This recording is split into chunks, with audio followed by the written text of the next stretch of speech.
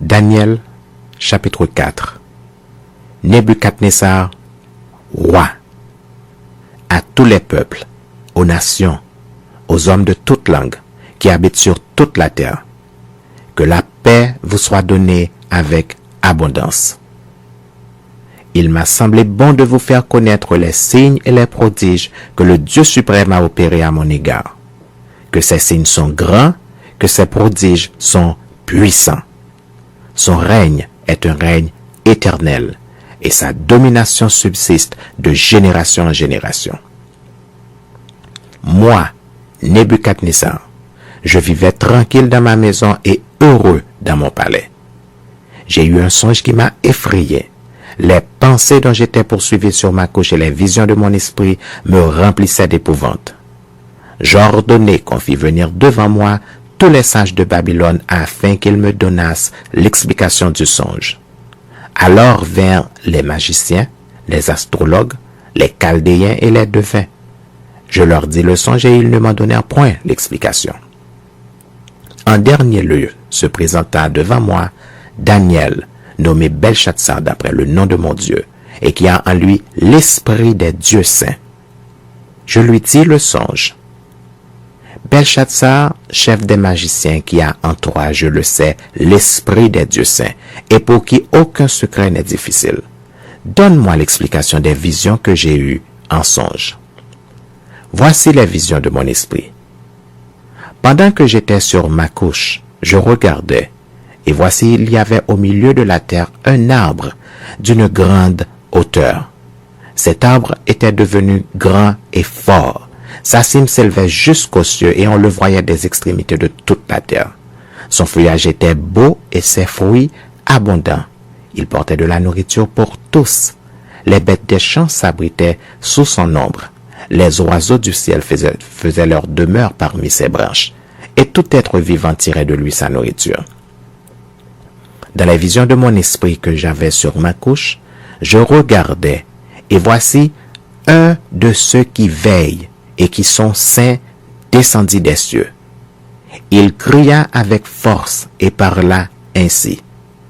Abattez l'arbre et coupez ses branches, secouez le feuillage et dispersez les fruits, que les bêtes fuient de dessous et les oiseaux du milieu de ses branches. Mais laissez en terre le tronc où se trouvent les racines et liez-le avec des chaînes de fer et d'airain parmi l'herbe des champs, qu'il soit trempé de la rosée du ciel et qu'il ait comme les bêtes l'herbe de la terre pour partage. Son cœur d'homme lui sera ôté et un cœur de bête lui sera donné et 7 ans passeront sur lui. Cette sentence est un décret de ceux qui veillent. Cette résolution est un ordre des saints, afin que les vivants sachent que le Très-Haut domine sur le règne des hommes, qu'il le donne à qui il lui plaît et qu'il y élève le plus vil des hommes. Voilà le songe que j'ai eu, moi, le roi Nebuchadnezzar. 3. Belchatsar, donne-en l'explication, puisque les sages de mon royaume ne peuvent me la donner. Toi, tu le peux, car tu as en toi l'esprit des dieux saints.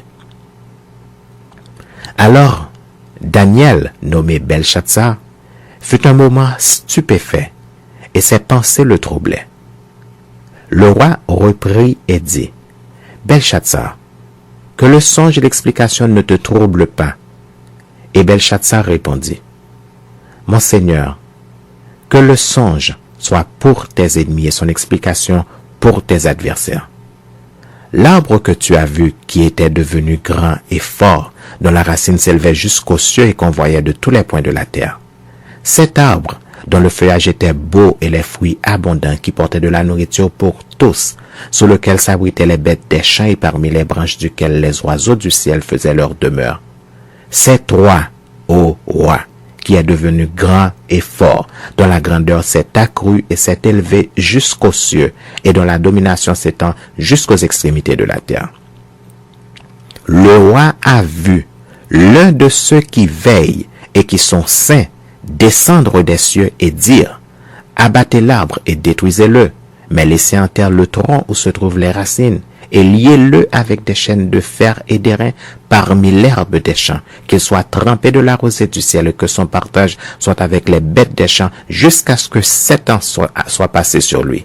Voici l'explication au roi. Voici le décret du Très-Haut qui s'accomplira sur mon Seigneur le roi. On te chassera du milieu des hommes. Tu auras ta demeure avec les bêtes des champs, et l'on te donnera comme au bœuf de l'herbe à manger. Tu seras trempé de la rosée du ciel, et 7 ans passeront sur toi, jusqu'à ce que tu saches que le Très-Haut domine sur le règne des hommes, et qu'il le donne à qui il lui plaît. L'ordre de laisser le tronc où se trouvent les racines de l'arbre signifie que ton royaume te restera quand tu reconnaîtras que celui qui domine est dans les cieux. C'est pourquoi, ô roi, puisse mon conseil te plaire, mets un terme à tes péchés en pratiquant la justice et à tes iniquités en usant de compassion envers les malheureux, et ton bonheur pourra se prolonger. Toutes ces choses se sont accomplies sur le roi Nebuchadnezzar. Au bout de 12 mois, comme il se promenait dans le palais royal à Babylone, le roi prit la parole et dit, « N'est-ce pas ici Babylone la grande que j'ai bâtie comme résidence royale par la puissance de ma force et pour la gloire de ma magnificence ?» La parole était encore dans la bouche du roi, qu'une voix descendit du ciel. « Apprends, roi Nebuchadnezzar, qu'on va t'enlever le royaume. On te chassera du milieu des hommes. Tu auras ta demeure avec les bêtes des champs. On te donnera comme au bœuf de l'herbe à manger. Et 7 ans passeront sur toi, jusqu'à ce que tu saches que le Très-Haut domine sur le règne des hommes et qu'il le donne à qui il lui plaît. » Au même instant, la parole s'accomplit sur Nebuchadnezzar. Il fut chassé du milieu des hommes. Il mangea de l'herbe comme les bœufs. Son corps fut trempé de la rosée du ciel jusqu'à ce que ses cheveux crussent comme les plumes des aigles et ses ongles comme ceux des oiseaux. Après le temps marqué, moi, Nebuchadnezzar, je levai les yeux vers le ciel et la raison me revint. J'ai béni le Très-Haut, j'ai loué et glorifié celui qui vit éternellement, celui dont la domination est une domination éternelle et dont le règne subsiste de génération en génération. Tous les habitants de la terre ne sont à ses yeux que néants. Il agit comme il lui plaît, avec l'armée des cieux et avec les habitants de la terre. Et il n'y a personne qui résiste à sa main et qui lui dise « Que fais-tu » En ce temps, la raison me revint. La gloire de mon royaume, ma magnificence et ma splendeur me furent rendues.